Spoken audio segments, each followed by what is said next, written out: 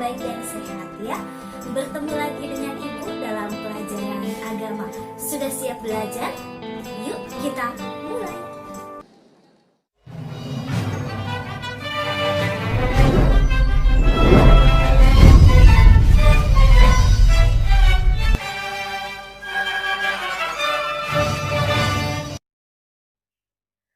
Anak-anak semuanya, marilah kita segera mulai pelajaran kita kali ini, pelajaran yang keempat dengan judul Kemampuan dan Keterbatasanku.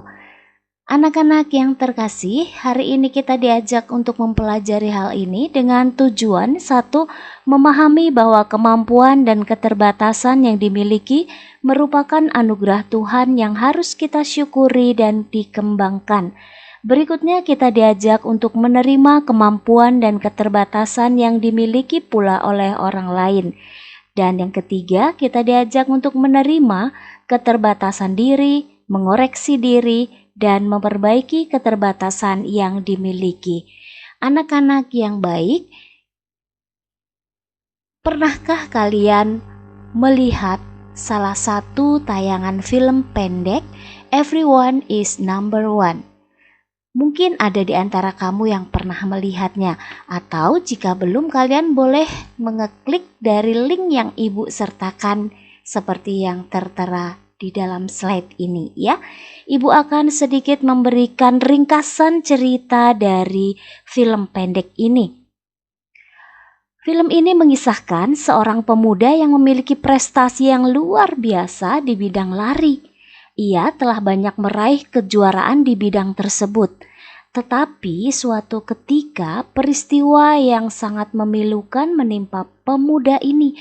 Dia tertabrak mobil dan kakinya harus diamputasi sebatas lutut, dipotong diamputasi itu ya. Pemuda ini menjadi putus asa, marah dan jengkel. Ia tidak bisa lagi mengikuti lomba lari yang selalu menjadi kebanggaannya. Dia merasa hidupnya hancur berantakan. Bahkan piala-piala yang dimilikinya yang sudah ia koleksi selama ini dibuang begitu saja. Ia bahkan melakukan tindakan-tindakan yang membahayakan dirinya, seperti minum minuman keras dan memakai obat-obatan terlarang. Nah, dalam situasi yang seperti itu, ada seorang sahabat setianya yang selalu datang untuk menghibur dan menguatkan, memberikan motivasi ke dia. Sahabatnya ini selalu mengajak pemuda ini supaya bangkit dari kelemahan dan keputusasaannya. Perlahan-lahan pemuda ini bisa menerima nasihat dari temannya ini dan dia berusaha mencoba untuk memulai bangkit lagi, menghilangkan keputusasaannya. Nah, pemuda ini setiap hari tekun berlatih, berjalan meskipun ia menggunakan kaki palsu. Temannya terus mensupport dia dan memberitahu ke dia bahwa kamu bisa untuk berlari lagi. Ayo dicoba, dan dia pun mulai mencoba perlahan-lahan. Dan benar, dia akhirnya bisa berjalan, bahkan bisa berlari lagi. Hingga suatu ketika ada perlombaan lari, dia mencoba untuk mengikutinya. Dan wow, yang terjadi adalah di luar dugaan semua orang. Ternyata dia berhasil meraih juara satu lagi.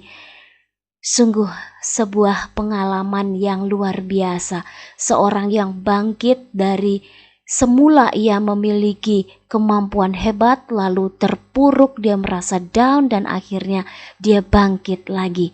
Anak-anak yang terkasih, demikianlah setiap orang itu memiliki kemampuan masing-masing sebagai anugerah dari Tuhan.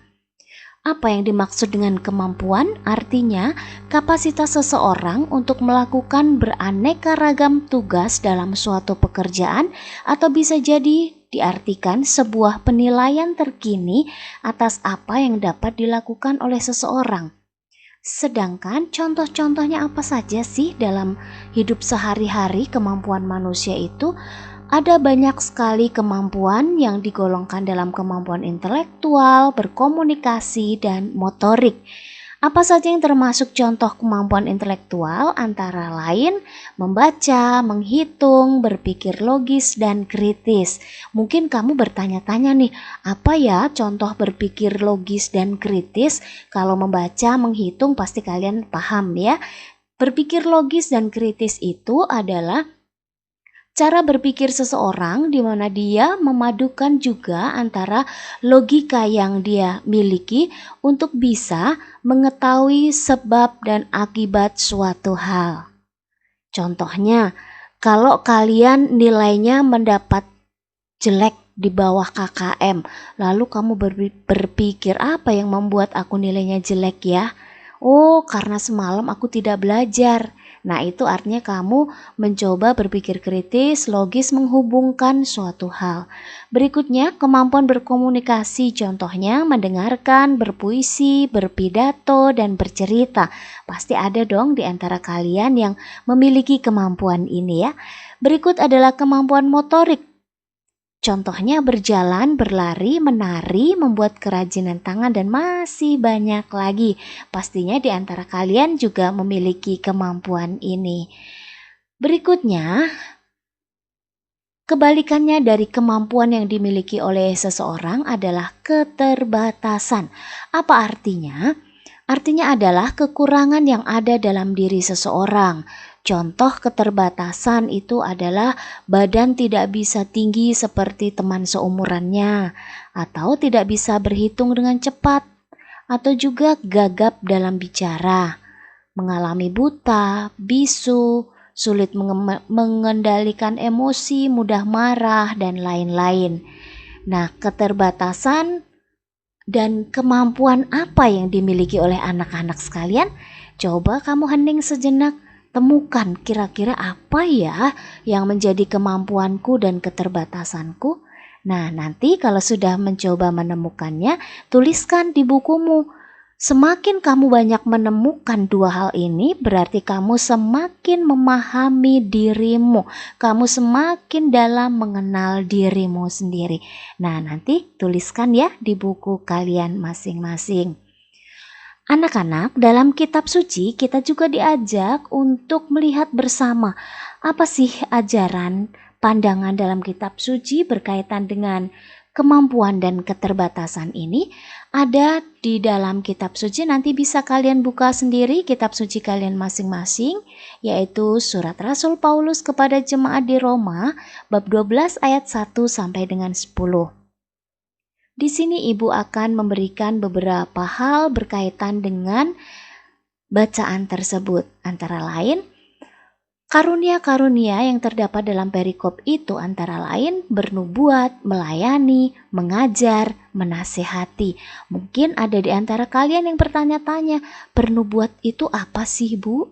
Bernubuat itu adalah seseorang yang karena karunia Tuhan, karena bimbingan Tuhan, dia bisa mengungkapkan, mengatakan hal-hal yang akan terjadi suatu ketika. Tapi itu bukan sekedar sebuah ramalan dia sendiri, mereka-reka, tapi itu lebih karena bimbingan dan berkat Allah, sehingga seseorang bisa bernubuat. Kemudian hal yang lain adalah setiap orang dianugerahi kemampuan yang berbeda-beda. Karunia-karunia inilah yang menjadi kelebihan atau kemampuan seseorang. Sedangkan keterbatasan atau kekurangan hendaknya tidak kita tolak, tetapi kita jadikan kesempatan bagi kita untuk koreksi diri, memperbaiki, dan berjuang untuk meraih sukses. Kita ingat tadi di awal kisah bagaimana seorang pemuda yang dia memiliki keterbatasan, kakinya tidak bisa dipakai lagi, tapi akhirnya dia terus bisa berusaha berjuang dan sukses kembali. Anak-anak pasti semuanya bisa untuk seperti ini juga. Tidak usah mengeluh, tidak usah menolak, tapi justru jadikan itu kesempatan bagi kita menjadi lebih baik. Berikutnya, kemampuan yang dimiliki oleh kita sebaiknya bukan untuk kita sombongkan ya, melainkan kita pakai untuk membantu mengembangkan diri kita sendiri dan orang di sekitar. Dengan demikian, kalian akan bisa menjadi anak-anak Tuhan yang hidupmu menjadi berkat bagi sesama dan juga membawa kasih cinta Tuhan kepada banyak orang. Terima kasih anak-anak sudah mengikuti pelajaran hari ini. Sekarang saatnya untuk kalian mengoptimalkan perkembangan diri kamu, temukan segala kelebihan-kelebihan kamu, jadikan dirimu berkat bagi sesama. Sampai ketemu dalam pelajaran berikutnya dan tetap jaga kesehatan, semangat belajar selalu dan Tuhan memberkati. Sampai jumpa, terima kasih semuanya. Bye-bye.